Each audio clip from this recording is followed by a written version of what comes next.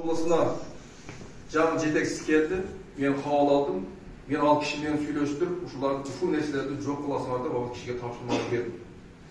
Ал киши дагы туура түшүнүп кетти, анан туура айтасыздар деп, биздин милдетибиз башка депчи. Ошондуктан эгерде ошондой кылып силерди дагы кыйнай турган болсо, түздөн түз келгиле. Кайрылгыла.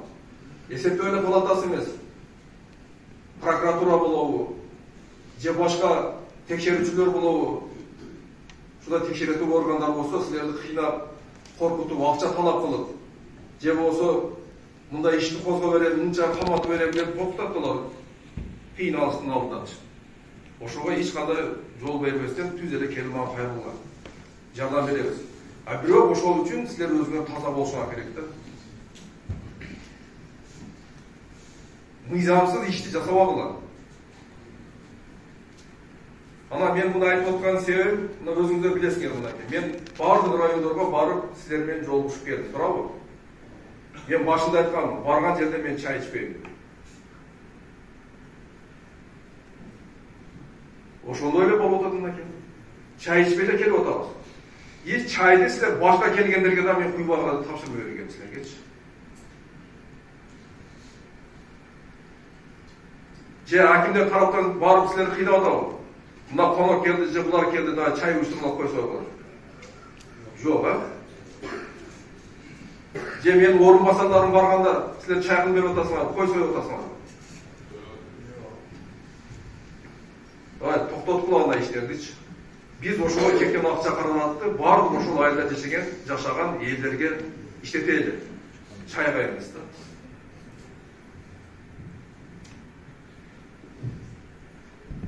Ошондуктан биринчи кезекте мына биз тартипти сактайлы. Мына элдер келип арызданып атат. Биздин айыл өкмөтүбүз бир жумада келсе бир 2-3 жолу да келет дейт. Анда дагы эртең келет дагы дейт. 1-2 саат кагаздарга кол коюп ошол бойдон кетет, ошол бойдон көрбөйбүз, таппайбыз дейт. Айыл өкмөттө иштеген кызматкерлер дагы ошондой дейт. Барсаң таппайсың дейт.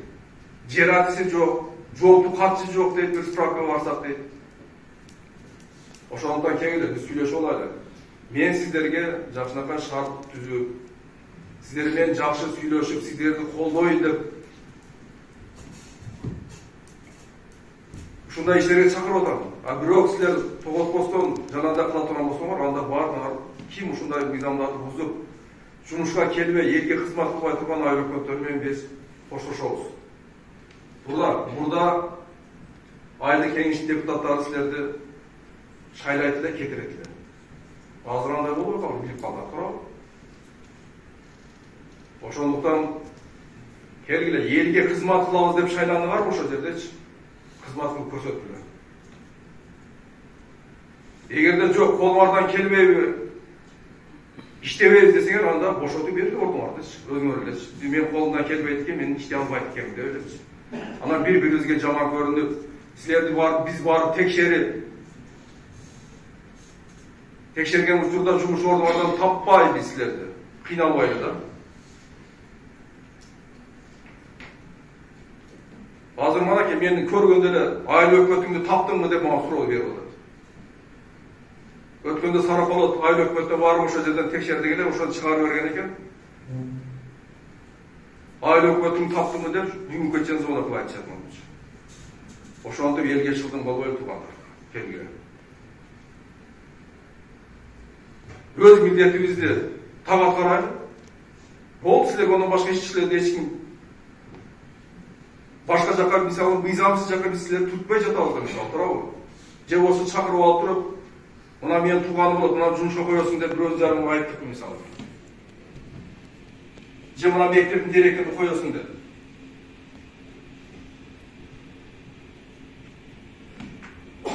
Ошондуктан келгиле, биринчи кезекте тартипти оңдойлу дагы.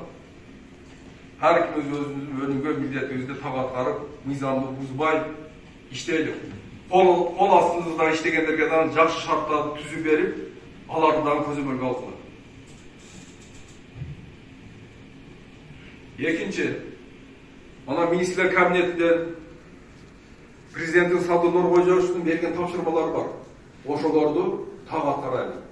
Ошолордун бири мисалыга салыкты контролдоо, кассалык машиналарды орнотуу. Азыр эми бийлик тараптан элге жакшы шарттар түзүп берип атат. Ана жер салыгыдан биздин жерлердеги бардык элибизди, ана дыйкандарыбызды, айыл жерде жашаган элдердин баардыгын бошотуп койду. Туурабы? Bir жылдык 8 миллион сомдук обороту бар ишкерлерди дагы бир тыйын салык төлөбөсүңөр деп аларды дагы бошотуп койду. Бирок талабы деп ошол жанагы ишкерлер мисалы күндө эчтеке төлөбөсүн, бирок жанагы контролдук кассалык машина алып туруп ошону иштетсин эле деп атат. Биз ушуларды жакшы элге жеткизели. Азыр элге барсаң эле айтат да, бийлик бизге эмне кылып берди депчи. Ошондукенде ушундай суроолордун баардыгын жабыш үчүн ушул маселелерди айтып атасыздарчы. Бийликтин кандай шарт түзүп берип атканынчы. Мындай шарттар болгон эмес, туурабы? Бул силерге дагы жеңилдик болуп атат, мисалга мынакей. Жер салыгын силер көзөмөлдөбөсүңөр, болсо ким төлөдү экен, ким төлөбөдү деп артынан түшүп планды аткарабыз деп чуркайт элеңер. Мына бул иштер силерди бошотту. Экинчи, жаңы ишканаларды түзүшүбүз керек. Биз инвесторлорду тартышыбыз керек туугандар.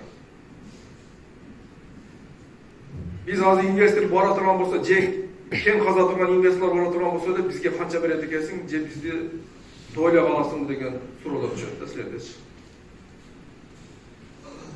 Андайдан кетели, урматтуу айыл өкмөтүнүн башчылары. Сиздер аларды керек болсо, ошол барып, мисалга завод куруп берем, же ишкана куруп берем десе, ошолорго жакшы мамиле кылып курдуруп алгыла. Курдуруп алгандан кийин анан жанагы социалдык пакет бар, соц пакет деп коебуз, туурабы? Ошолорду аласыңар.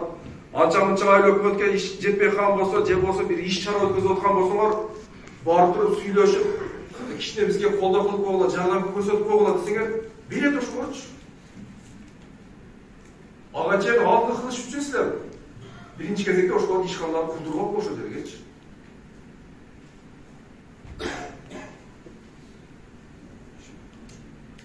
Эгерде ошол бир ишкана ачыла турган болсо, демек ошол жерге эмне болот? Жумуш орду пайда болот. Ошол айылыбызда жашаган элдерге дагы биз жумуш менен камсыз кылып беребиз ошондочу. Мен айтып коеюн мынакей. Мен өткөндө ушул акимден суранып тапшырма бердим эле. Дөңбулак деген айыл өкмөт бар. Барбы? Сиз да жетексиз. Мана сизге ушул бир ишкер бар деди ошол өзгөндө келечи. 2 миллион долларлык таш иштете турган завод курамын деди да. Анан барып сураганында бир дарыяны суу жеп кеткен жерди сураган экен. Ошол жерди мага берсеңиз, дамбаны кылып, ошол жерди толтуруп, мен ошол жерге 2 миллион долларга чоң бир завод курайын десе, мына бүгүнкү жерде акиметтин бүтүрбөй була качып кеткен шарт түзүп бергенчи.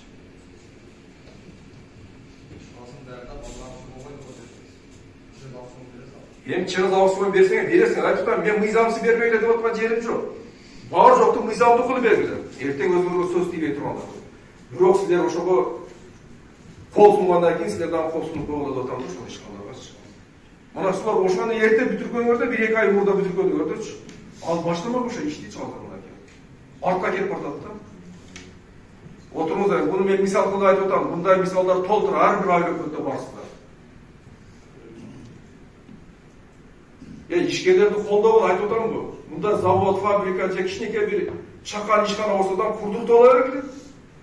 Курдуртуп алгандан кийин силерге пайдасы ошондо тиет, айттым го жанагы. Анан өзгөргө дагы жакшы, мына мен иштеген балда мына заводду курдурдум, мына ишкананы курдурдум, мынча жумуш орду менен камсыз кылдым деп айтканы бар да жакшы демекчи.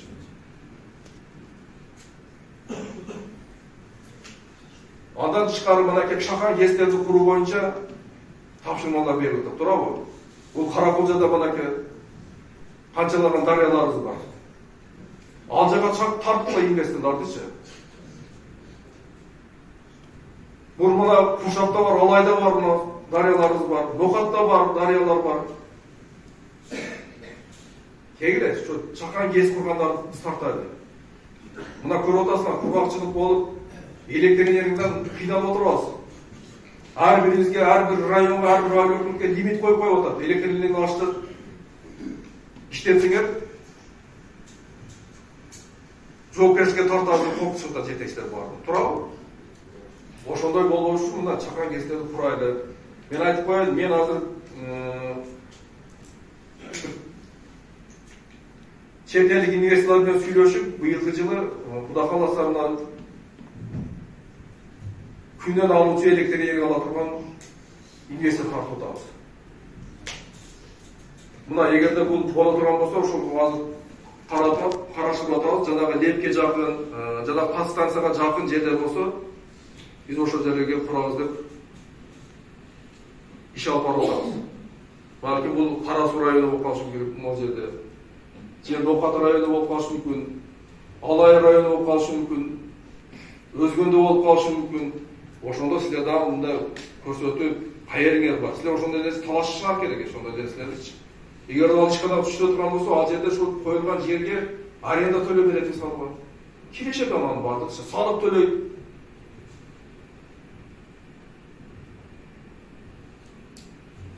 Анан мынакей кен иштетем деген ишкерлер бар, бүгүн инвесторлорубузчу. Ошолор барса эле кээ бир айыл-өкмөттөр бар, өздөрү баш болуп алып туруп каршылык көрсөтүп чыгат. Бизге кереги жок, бул ишкана казбай эле койсун көмүрүбүздү же алтыныбызды. Мен дагы айтам, мына бүгүнкү күндөгү дотациядан чыккан айыл-өкмөттөрүбүз бар, туурабы? Ошонун бири мына Нокатта Кулатов айыл-өкмөтү.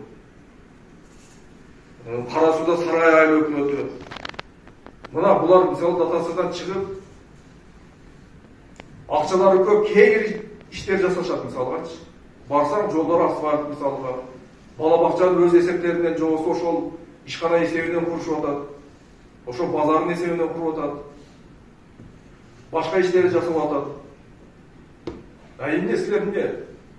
Качан дотацияда отурасыңар? Өкмөттүн акчасын карап, ошол өкмөттүн көзүн карап отурасыңар. Акча качан түшөт экен депчи.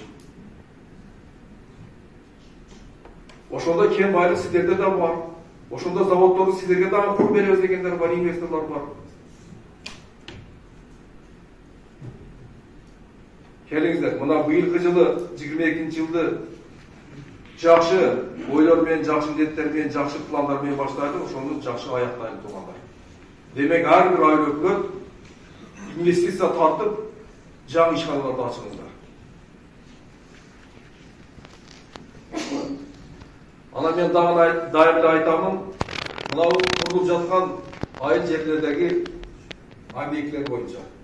Бул жол болобу, мектеп болобу, бала бакча болобу, таза суу болобу, сапатына көңүл буруңдар, сапатына. Мына өткөндө эле Өзгөн районундагы жанагы төрөтканага төрөт үйүнө канча миллион сом келет? 68 миллион сомду төрөт үй куруп, ошо төрөткана куруп 3 жылда аз бүгүнкү күндө жараксыз болуп жатып калды.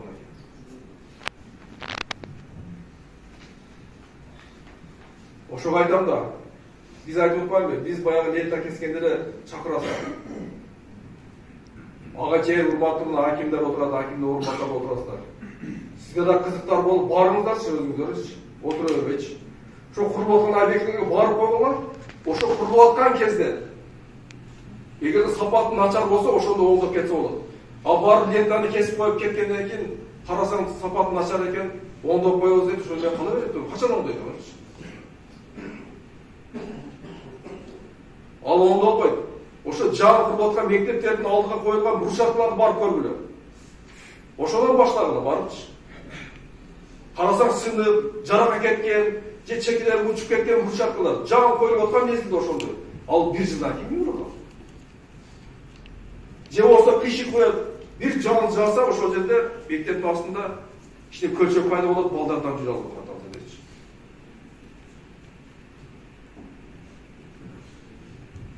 Бул көрүнүш бардыгы жаңы куруп аткан мектептерде, бала бакчаларда бар. Ошондон башталган айыл-өкмөттөр барлыгы өзүнө кызыктар болупчу.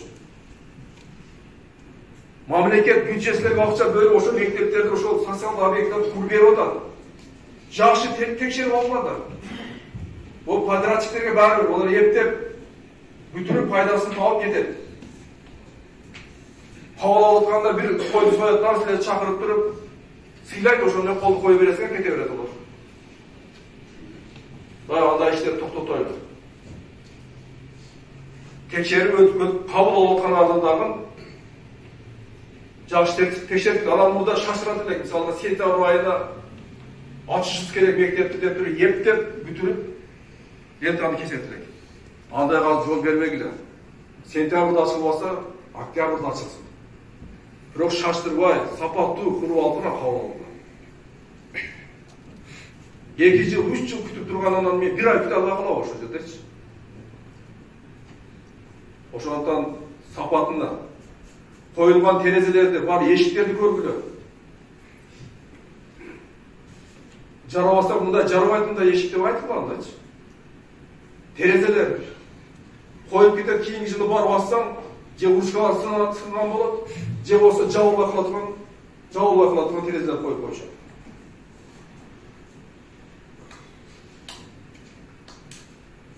Андан кийин мына өткөндө саналик боюнча, электрондук кат жүргүзүү боюнча бизге тапшырмалар берди. Министр кабинет тарабынан. Туурабы? Биз Ош облусу боюнча эң ушул облустардын ичинде артта калган биз экенбиз. Болгону 70% биз ушул саналик текшерүү өткөздүкпүз да. Бунда Infodokс деген кызматы, сайт, кызматы Саналик аймак деген. Кээ бир аймактар жөнүндө кошулуп койгонсуздар дагы, бирок иш жүзүндө жүргүзбөй жатасыздар. Мындай, бул жерде эч кандай эгерде билбесеңер, уялыштын тартыштын кереги жок. Эч ким аны билип түшкөн эмес да, туурабы? Билбейт экен, мен үргөнө албайм деген ой болбош керек. Баардыгыбыз кызыктар болойлу дагы, үргөнөйлү акырында менчи. Ол оңой эле, мына отуруп 1 саат же 2 саатта жакшы көңүл бурсаңыздар, бардыңыздар өтөсүздөр ошогочу. Анан мен жашым өтүп калыптыр, бул жаштардын иши экен деген андай болбойт да. Ошондуктан ар бир айлыктар катталып койбосо эле иш жүзүнө ашырыңыздар. Мына азыр тапшырма берилип атат ушул боюнчачы. Мына 3 же 2 февралда кайра чогулуш болот экен. Ошого биз толугу менен өттүк деп биз айтышыбыз керек. Эгерде кандай түшүнбөстүк боло турган болсо, же баягы окута турган кишилер жок болсо, бизге кайрылыңыздар, биз жардам берели. Мына облустагы билген кишилер жөнөтөлү. Эч тартынбагыла, билбесеңер сурагыла, эч кандай уят нерсеси жок анычы. Ошондуктан не болду ошол? Азыр даярбыз, бардыгыбыз өтө алабызбы? Иштей алабыз, туурабы? Кийин анан ким мындай болду, андай болду деген шыктуулар болбосун. Техникалар бардыгы жетиштүүбү?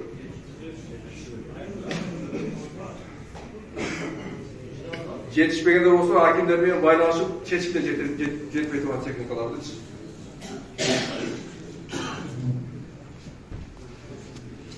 Андан кийин мына Кудай буйруса февраль чыга турган болсо, мартта келсек уже жаз кала иштери башталат. Биринчи кезекте келген тазалыкты сактап турган. Ар бир айыл өкмөт өзүнүн көчөлөрүнү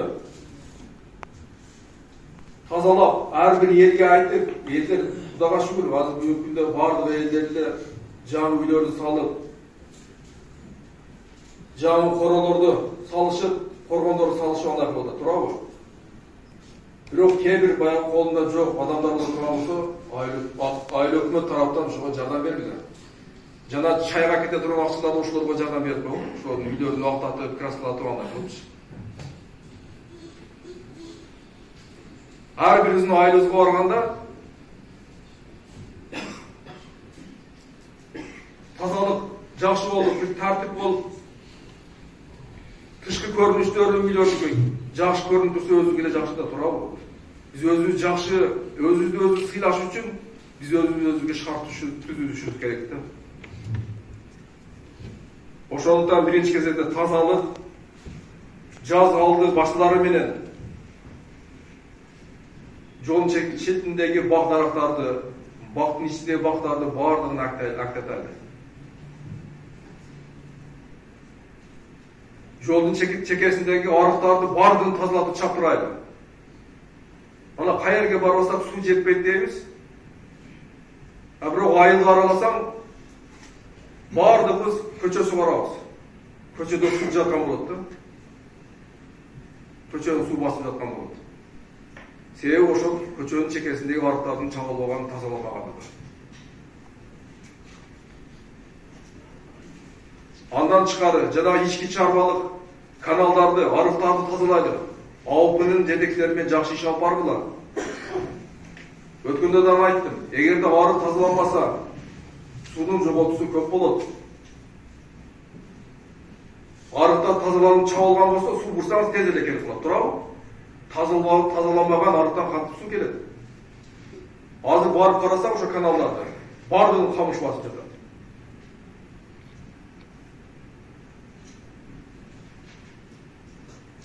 Мына мен барганда ошо камыштарды көрүп айланып койдум. Арыктын боюнда камыштарды. Демек ал канал же арык тазаламаган да. Ошондуктан камыштар өсүп жатат ал жердечи.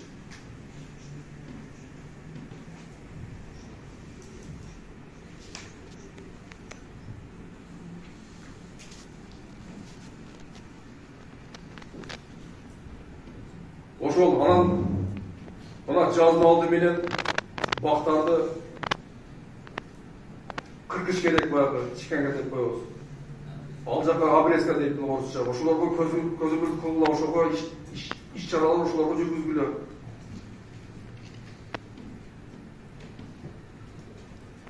Акимдер, урматтуу акимдер, райондун центриндеги акыбалды калыбына келтирилечи. Барсаңыздар жол чекесинде. Кээ-бир 1 метр чыгып кеткен тротуарга жака, кээ-бир 2 метр, кээ-бир тротуарга чейин навес кылып куруп алган. Жүрөтөн адамдар өтө албай калды ал жердечи. Ошол жерде ашканасы болобу, дүкөнү болобу, баардыгынын сыртын бирдей кылгыла. Аларга айтып койгула, тапшырма берипчи. Же болсо архитектор, ар бир район архитектор бардыган эскисин сызып туруп, колуна карматып койсун. Мындай тартипти жасагыла депчи. Өздөрү жасап койду ошонучу. Ар бир айылда болобу, райондун борборунда болобу, сөз түрдө жөө адам баса турган тротуарлар болсун. Ушуга көңүл буруңуздар. Качанга чейин биз шаардан артта калып жүрө беребиз? Айыл менен шаардын айырмасы болбош керек. Айылда жашаган элдерге да биз жакшы шарт түзүп беришибиз керек. Мына аэропорттордо жолдор курулуп атат. Жолду асфальт эле басып койсоңор, болду, ошо менен кала берет. Жолду кылып атканда, ошо чекеттен жөө баса турган элдерге тротуардан кошо жасатылган.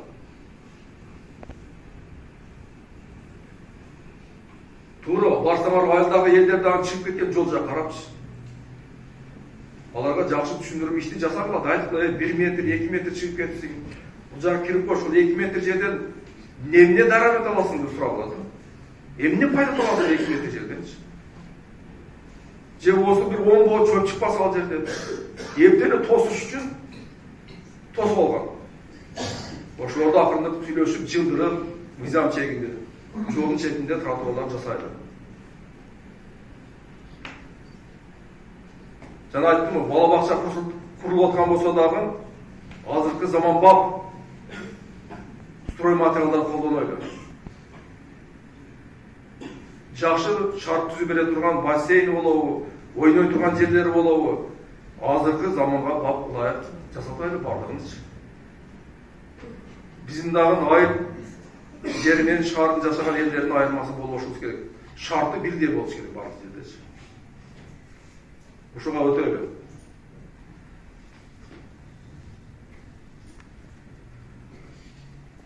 Андан кейін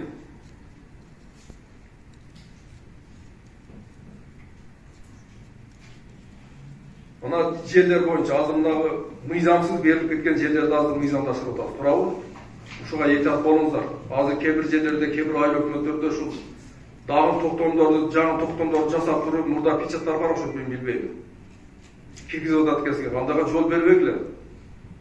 Эртең жооп берип каласыңар. Анан мурдагы ушул мыйзамсыз берилген жерлерди азыр мыйзамдаштырып коебуз. Мындан кийин мыйзам бузганга да жол берилбейт. Анан дагы баягы айыл өкмөттөр кийин дагы ушундай мыйзамдаштырып берет экен деген ой болбосун айтып коет. Мен таң калдым чындыгындачы. Мен мынтип ойлободум эле башында. Айрыкча мына Кара Суу районунда, Ноокат районунда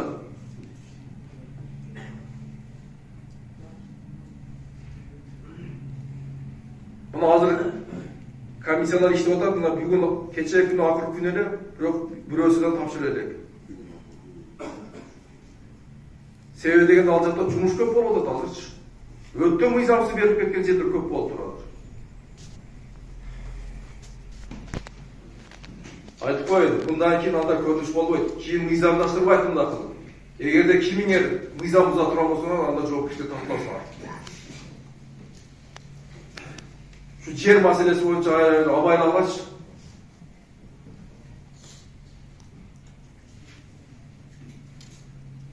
Андан кийин мына айдоо жерлерибиз, баягы үлүш жерлер бар дейм, бардык жерлер үлүш жери болуп кетпеди азырчы. Элдердики да, туурабы? Ошого азыртадан тапшырма берилген.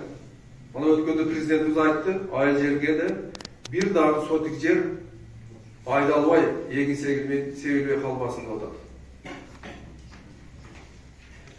Мына бул боюнча жакшы угуп алыңыздар. Сөзсүз түрдө ар бир айыл өкмөткө барып ушу текшерүүлөрдү жүргүзөбүз биз. Элдерге түшүндүрүп айтылат. Үлүшү бар жерлерге эгин эксин. Айдалбай калбасыңдар мындай жаткандачы.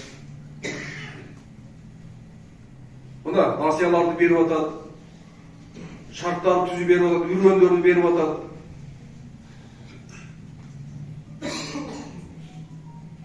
Ошондуктан дагы айтамын, ушу бир дагы сотик жер калбасын айдалбаган. Андан кийин мына биз Ош облус боюнча өкүлчүлүккө аябай арыздангандар көп келип атат. Ар бир райондон келип атат. Кечээ Акылбек Үсүмбековичтан айтты коллега, көрдүңөр, жогору жакка президентке дагы Ош облусунан көп кайрылдыр. Ошолорду жерине чече турган сиздер.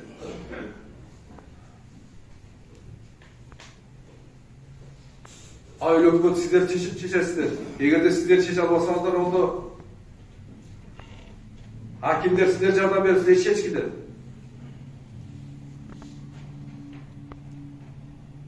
Бизге арызданып тургандар аз келсин айтып коет. Маселелер бардыгы жер-жеринде чечилсин да.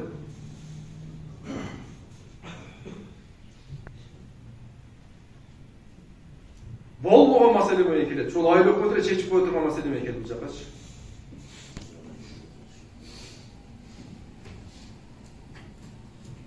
Ошондуктан ушул арызданып турган элдердин маселелердин бардыгын жер-жерлеринде чечилет. Суроо талаптардын баарын аткарылды. Анан президент тараптан мына аз камсыз болгон үй бүлөлөргө жардам көрсөтүү иретинде электр энергияны 50 тыйындан кылып койду. Туурабы? Бул боюнча дагы жакшы иштеп алып баргыла. Анан колунда барларды деле ушуга киргизип койгула ошологочу.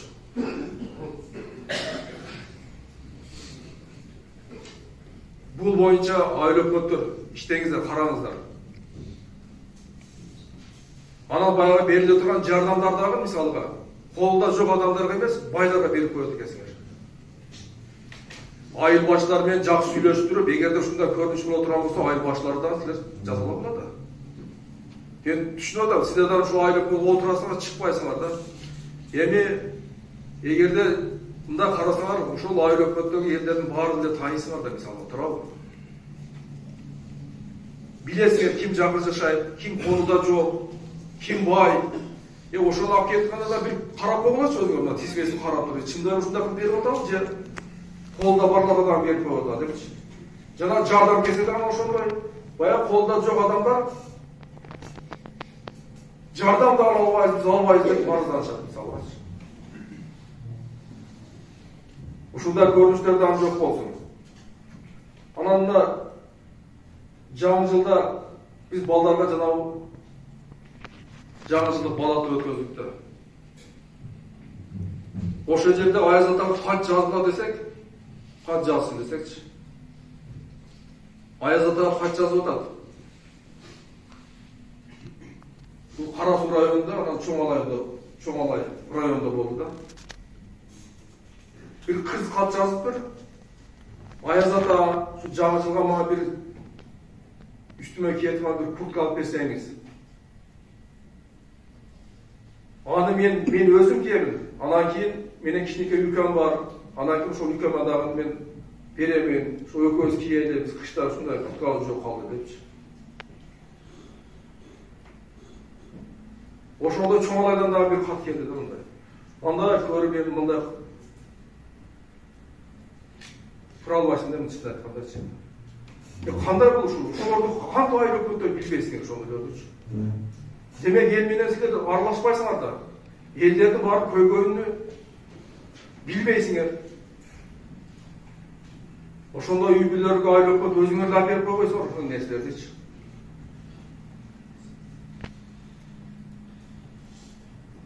Мен айтамын, ошол айыл өкмөт баштары эл менен байланышы жоктуктан ушундай адамдар калып кетип атат ошол болчу. Кегеле туугандар, айттым го, мурда биз башкача иштесек, азыр башка жол менен иштейт, азыр башка багыт менен иштейт.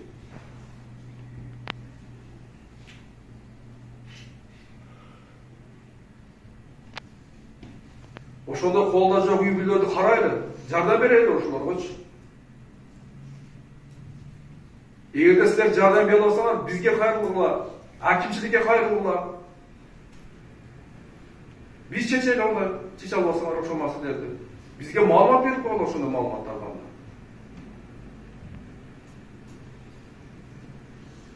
Бул жакшы көрүнүш эмес.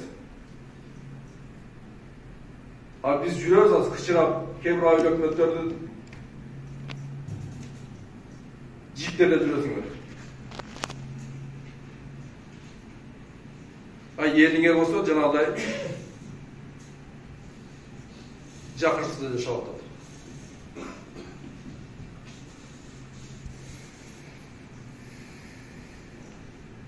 Андан кийин ар бир айыл өкмөт өзүңүздөрдүн айылыңыздагы мал чарбасы боюнча канча мал баардыгын жатка билиңиздер.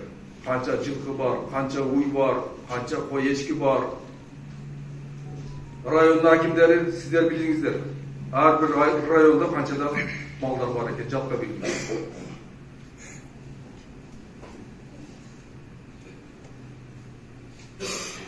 Анан мына идентификация башталган, билесиңер да, туурабы?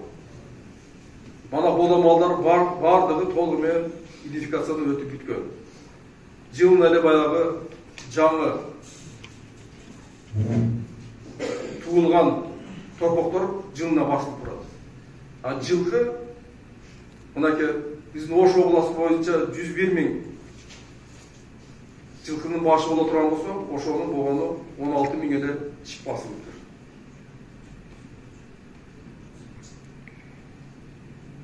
Калганыга басылып атыр. Ошондуктан мына айыл өкмөт сиздерге ошону топтоп берди. Азыр мына кыш мезгилинде жылкылар баардыгы айылга түшкөн мезгил азыр. Королордо турат азыр.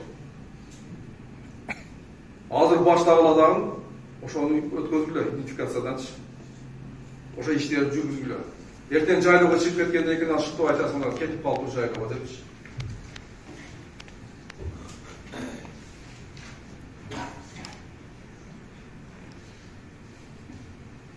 Анан аны идентификацияны өткөзүп койгондон кийин де болду, эми каттап койдук дебестен жанагы жүргүзгүлө, компьютерге киргизгиле. баягы сатылганы бар, союлганы бар, аларды чыгарышыбыз керек. Же болса жанагыдай вакцинациялап, ол вакцинацияласа, сөз түрдө киргизиш керек мисалы, туурабы? Ушуларда көзөмөлдөгөн ошол. Анан болду идентификация кылып эле айда бербестен болду деп коебуз. Каттагы сатып бергени болот. Союлганы болот. Буларды чыгарыш керек анда.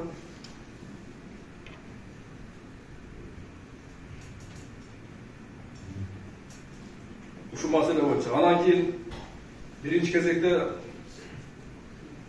элдерибиздин ден соолугу биздин биринчи байлыгыбыз болуп эсептелет. Эгер кандайдыр бир жаран ооруп калган болсо, ошого акча каражат издеп басып отпайсың адамдарга. Бөйрөк ооругандар, жигер ооругандар, пересадка кылады, канчадан акча каражатты сарпташып жүрүшөт, табылбай жүрүшөт. Алардын алдын алышыбыз керек. Эмне кылыш керек ал үчүн? Ал үчүн элдерибизге жакшы шарт түзүп беришибиз керек, оорубаш үчүн. Биринчи таза суу менен камсыз кылышыбыз керек. Жана айттыбы, таза суу курулуп атса, ошол көзөмөл жүргүзүлө сапатыгачы.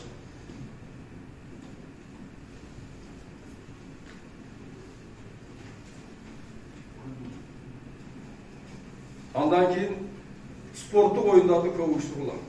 Айлык чечиминдечи. Мына биз өткөзөбүз, мисалга футбол өткөзөбүз, же волейбол оюн өткөзөбүз, же булак өткөзөбүз. Бол ошол менен токтоп калабыз да. Жок туугандар. Кегиле аял кишилердикинде өткөзгүлө. Жашы улгайган кишилердикинде өткөзгүлө. Мисалы 30 жашка чейинки бир өткөзгүлө. 30 жаштан 50 жашка чейин, 50 жаштан жогорулар деп аларга да өткөзгүлө. Себеби дегенде эми айыл жеринде кыймыл көп дегенечи. Бирок ошого карабастан дагы биз элдерге бир жакшы спортко тарта турган иш-чаралар өткөзөйүн. Спортко кызыктырайлы. Себеби ошол кичине жүгүрүп, же машыга турган болсо балдарыбыз, кыздарыбыз. Келечекте ошолордун ден соолугу чың болот да. Ошондуктан жаңы жеңил атлетика боюнча ар бир айыл өкмөттө мына жарыс келе атат, уюштургула. Жана кросстор уюштургула. 2 километрге чукуп дистанциясын кыргыла, 10 километрдикине, 5 километрдикине 100 метр, 1000 метр кылып, ушулар уюштура берет. Эмеси бар экен мисалы. Ошонсо элдерибизден бир тартылышып, ошо кыздыгып, ден соолугу чыңдоо максатында болчу. Анан ынтымакка чакыруу маселеси бул. Достошуу маселеси. Бунун баардыгы ушул спорт бириктирет ошончу.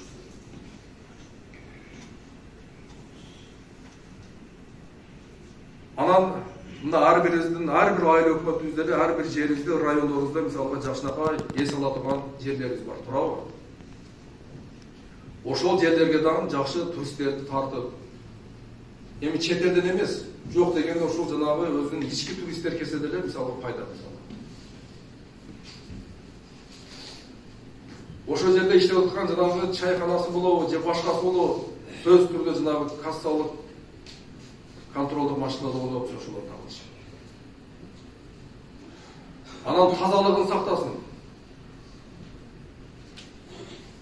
Мен ойлоп атам, мен бул жерде өзүмдүн орун басарлары менен, кызматкерлер менен, же санэпидстанция кызматкерлери менен, акимдер менен сүйлөшүп чечебиз. Азыр ошол эс алуучу жерлерге барсаңыз, эми барчылыкта, мурда эми жокчулукта мал сойса эчтекеси калбайт эле. Азыр барсаңар ошол жерге койдун эчкинин терисин жатканын көрөсүңөр. Дарыянын жээгинде.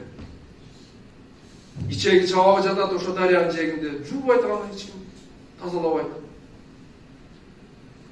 Ошо кой эчкинин башы жатат ошол жерде курттап. Онун астында элдер ошо дарыядан суу ичишип атат. Ошондуктан ошондой жерлерге дагы тазалыкты киргизип, тартып киргизели. Мен ойлоп атам, ошол жака сойбостон үйүндө сойсун дагы, этин апарып ошол жака апарып бышырып анан жеп келсин мисалы. Туурабы? Ошондойлор кылган сиздер өзүңүздөр сунуш бериңиздер ошол жерде айыл өкмөт башчылары кандай кылганда кандай болот депчи. Айтыла сунушуңарды. Айыл жерде кандай көйгөйлөр бар мисалга, сунуш бергиле ошолорду чоңдойлу.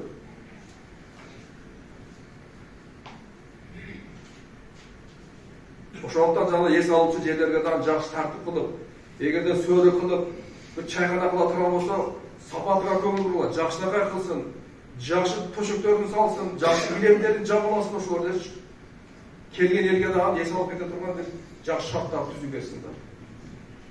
Анан баягыдай эле эртеме кылып эле бар өзүң пиширип жегидей кылып эле эки ташты коюп алып, казанга сала турган нерселерди токуттайлы. Жакшы эс ала турган элдерге дагы жакшы шарттарды түзүп берели. Ошол жакта тазалыгын сактасын. Айтып коеюн мына Арис тарабынан азыр бүткүл дүйнөлүк банктан карашоорого $500,000 каралган, нокатка кара койгу каралган, анан апшыратага каралган. Ошого сунуш бериңиздер. Ал ошол жерге жана ажатканаларды, тараканаларды салуу боюнча да.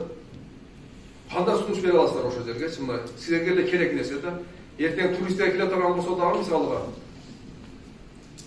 таштын аркасы өтүп, же башка бир эртең туруп койгон дарыканаларда отурганга отура албайсыздар, четтен келген туристтер шыдабайсыздар тагачы. Ошого сунуштарды бергиле, кандай кылабыз ошол жерде? Каерге курабыз?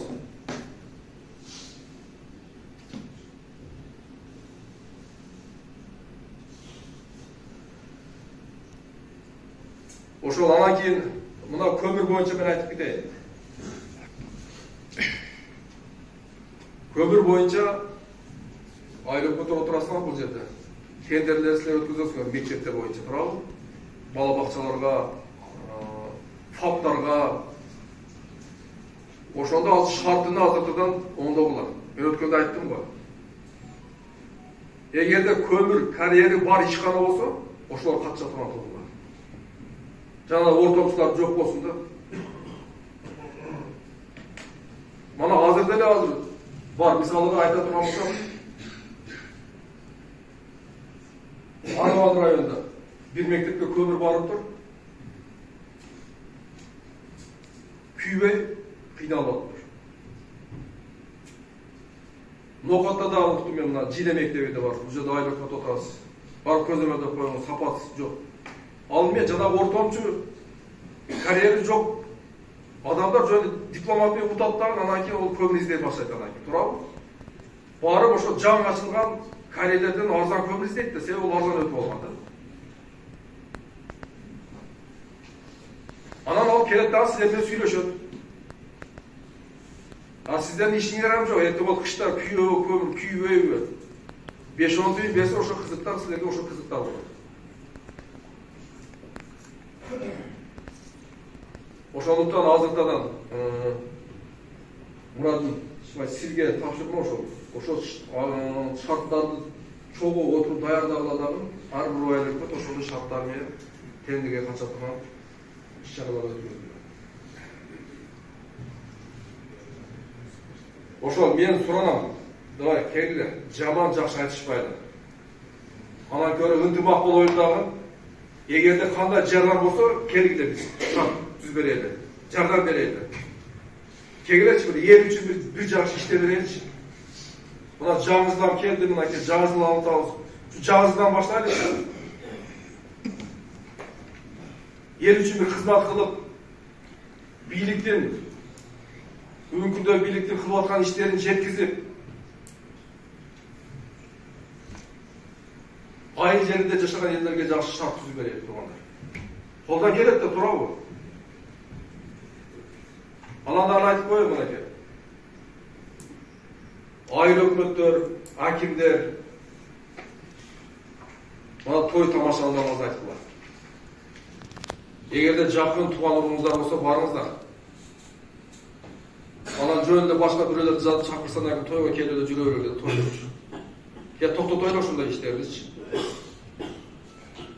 Эгерде ошо тойлордо жүрөсүңөр дагы көрүп калса капа болбогула андайчы. Эми жакын туугандар болсо, анда сөз жок, эми ал барыш керек. Өзүңөрдүн тоюңар боло турган болсо, анда кылыш керек.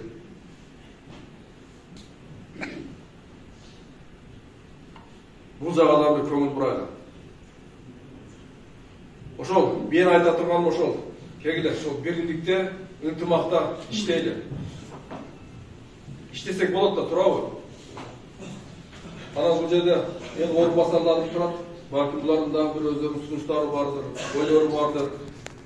Кээ бир мына текшерүүлөр болуп атат.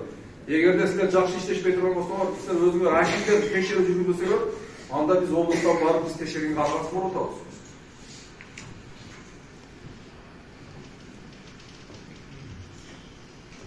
Анда Далия Турабазович сөз.